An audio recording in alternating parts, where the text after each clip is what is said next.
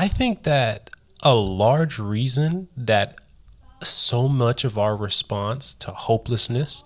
So I used to fear that feeling of hopelessness, like even the feeling of failure. Like I fear it in the moment, but I'm not afraid to fail. You know, I expect to fail for 98% of what I do, but I fear. No, Devante, that's not the right way to think.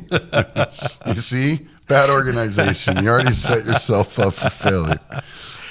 But that sense of hopelessness, right? And I think that in a lot of ways, the culture of America has set people to that their response to hopelessness is a substance.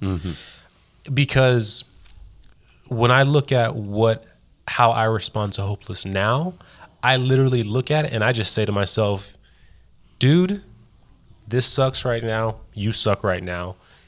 You're almost useless to everybody. Like, you have nothing to give anybody. You might as well just do whatever the heck God wants you to do. Like, oh, you wanted to eat this certain thing. You wanted to do this certain thing.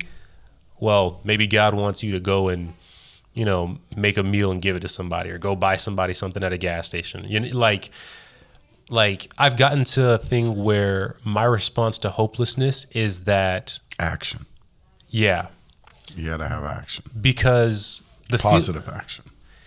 Exactly. Like, and you know, as a teenager, I struggled with that a lot. You know, it was a lot of like feeling worthless, not feeling like Of course. And this was, you know, amidst a lot of people thinking that I'm so smart, thinking that I'm so, you know, physically fit, thinking all these things. But I think that the response that our culture has through television, through seeing our parents, through the idea that we have to, you know, be okay and like, you know, a little bit here and there. Oh, everything in moderation is kind of like the crux of bad diet, poor choice in friends, and how we respond to these bad situations. I am the biggest proponent against everything in moderation, because I think that if a person does a little bit of crack in moderation, that's not okay. If a person No, you're absolutely right. If a person has been off sugar on a low sugar diet or whatever, and they are notorious for binge eating or having food be their thing, and they say, a little bit of cupcake or whatever won't hurt, I would disagree. The healthiest I ever was in my life was when I said, I'm going to go full on into this certain way of eating.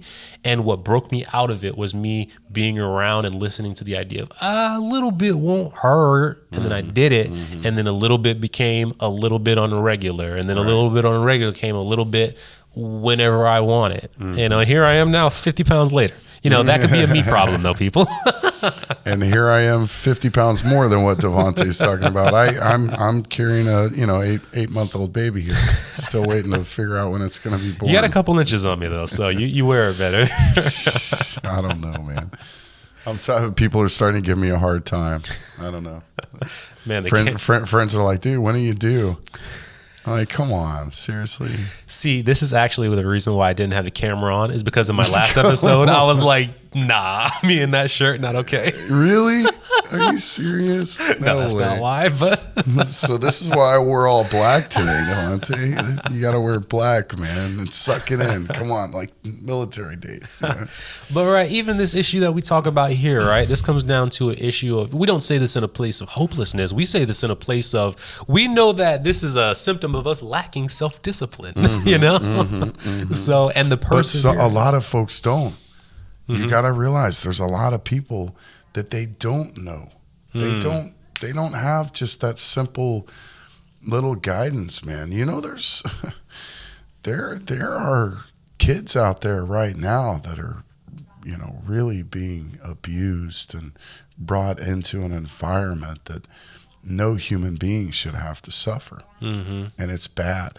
There's certain situations that are really, really, really bad. Yeah. You know, and it's always been like that, but those people come out of that lifestyle with that upbringing, the parenting, and so on and so forth, and they're angry.